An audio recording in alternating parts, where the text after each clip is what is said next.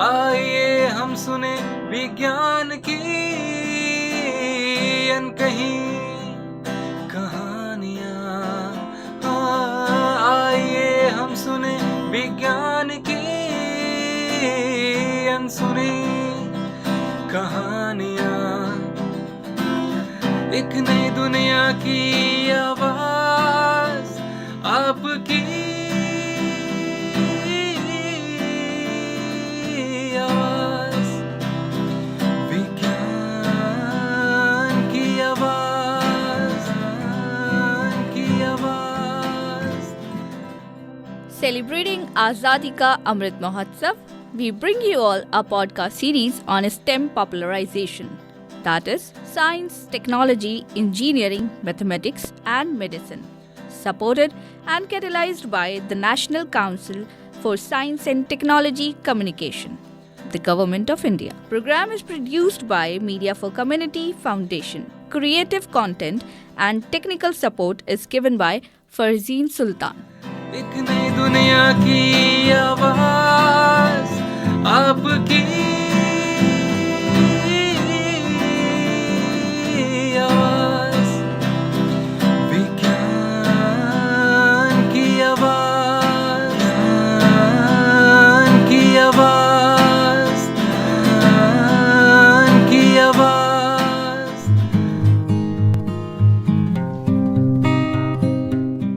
दोस्तों, हमारी इस खूबसूरत सी धरती पर न जाने कितने अलग अलग प्रकार के जीवों का वास है जो इस नायाब और अनोखे संसार में अपनी उपस्थिति पेश करते हैं। पर क्या आपने सोचा है कि आखिर ये कैसे संभव है कि एक इंसान से उत्पन्न होने वाली संतान हूबहू वैसी ही कैसे हो सकती है? आखिर ऐसा क्या है जो इस बात को सुनिश्चित करता है कि जो जैसा बनना चाहिए वैसा ही बने और बिना किसी गलती के एक सही रचना को रूप दे? तो इसका जवाब है jeans.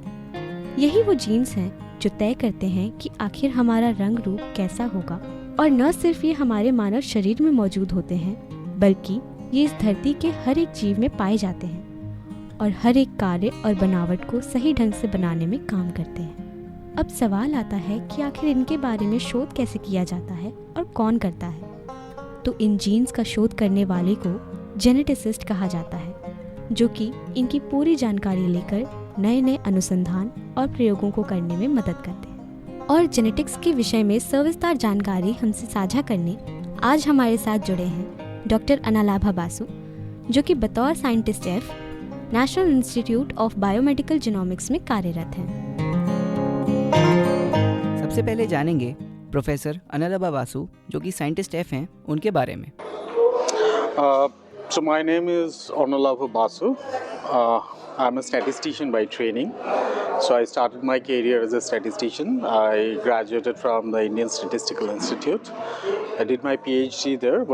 While doing my PhD, I was introduced to genetics, and I worked in population genetics during my PhD. After that, I moved to Stanford University. At Stanford, I was associated again with the genetics department. I learned new things.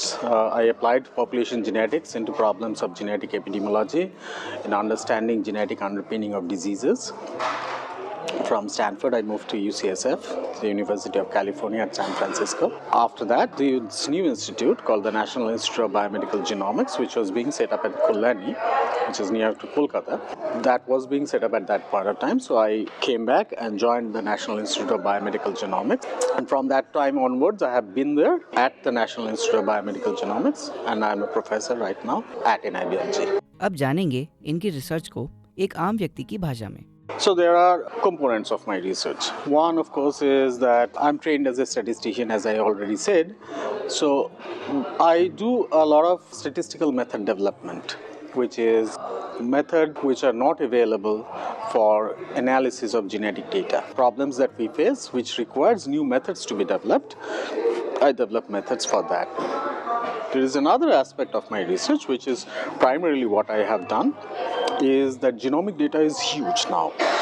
There is enormous amount of data which is generated globally every moment from individuals, from plants, from animals, all kinds of biodiverse things, from bacteria, viruses, whatever, you name it, we have it.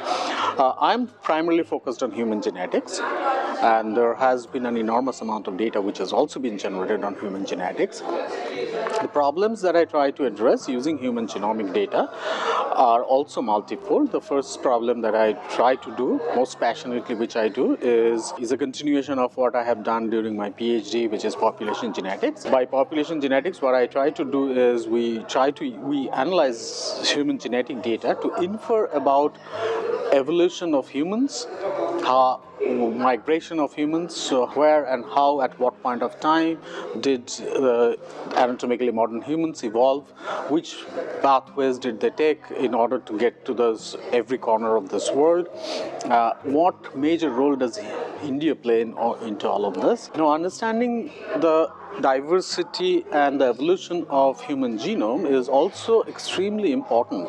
It's essentially the keystone of understanding the genetic underpinning of diseases.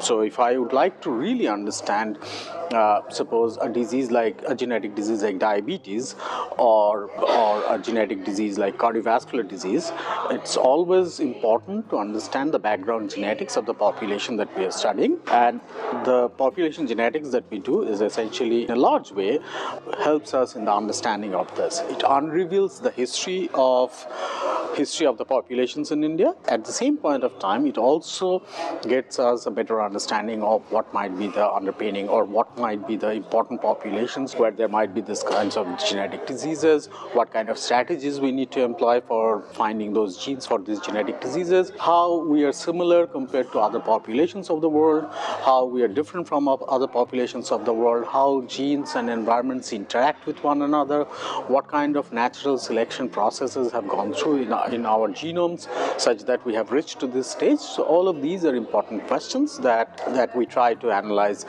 try to infer by analyzing genomic data. And right now there is enormous amount of data which is available. So we can now answer these questions to a great detail, which was absolutely impossible earlier.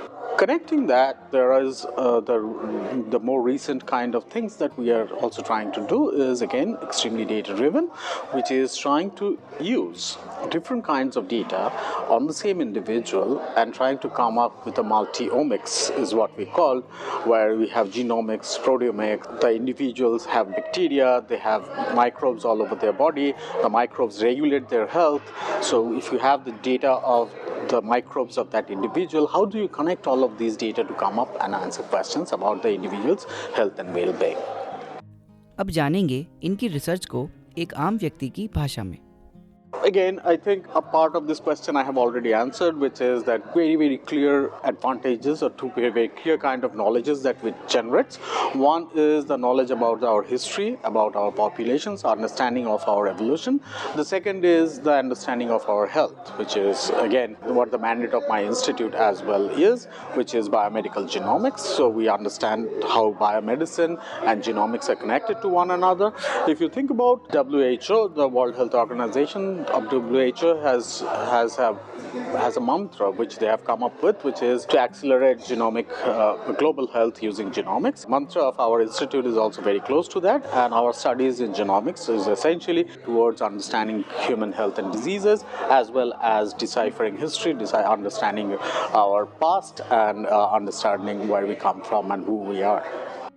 इनकी research stem के लिए कैसे helpful है और useful है, आइए जानते हैं.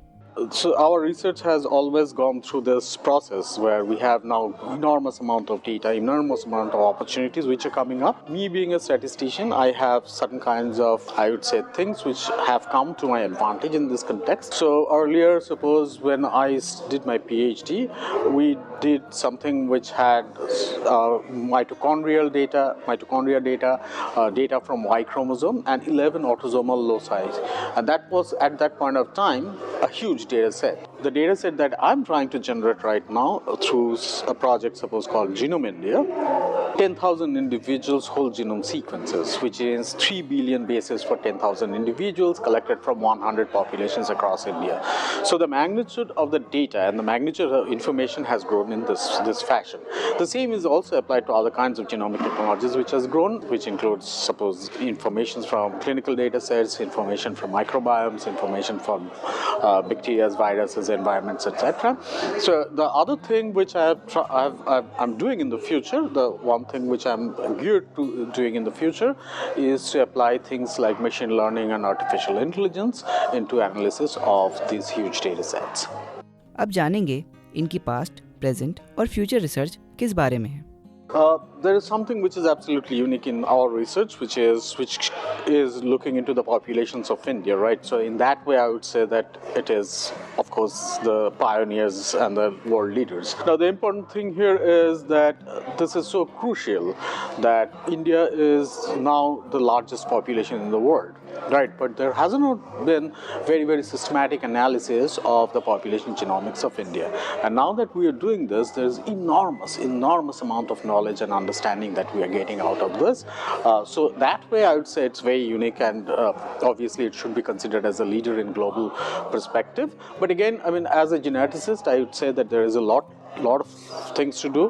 One of the major things in this Genome India project, one of the major slogans of this Genome India project, come up with alternative to the Eurocentric view of genomics that we have, because most of the studies has up until now been done on European populations or individuals with European background, and what we need is we need to have study done on indigenous people in order to understand our diseases, to understand our populations, in order to decipher our history, etc.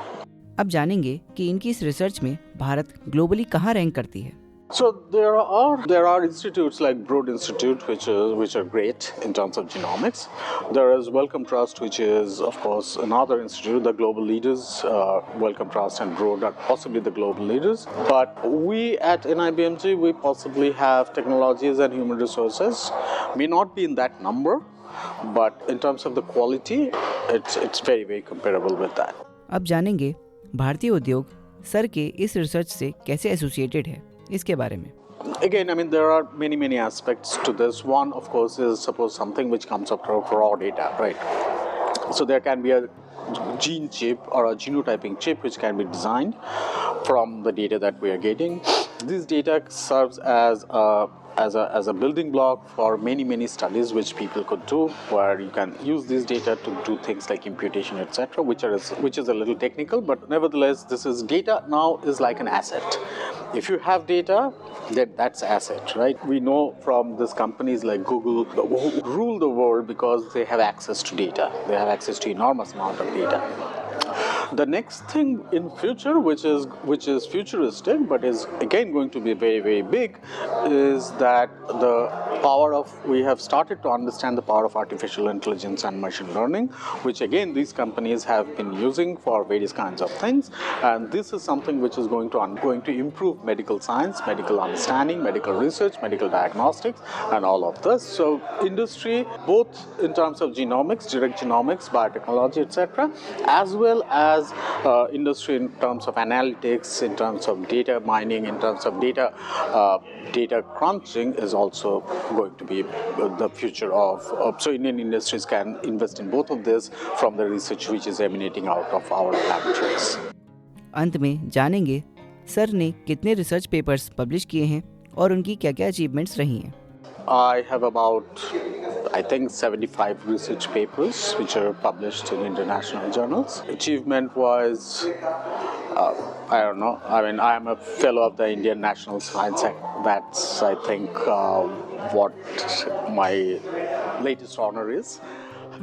आज के इस कार्यक्रम में इतना ही। हम उम्मीद करते हैं कि आपको हमारा आज का ये कार्यक्रम ज़रूर पसंद आया होगा।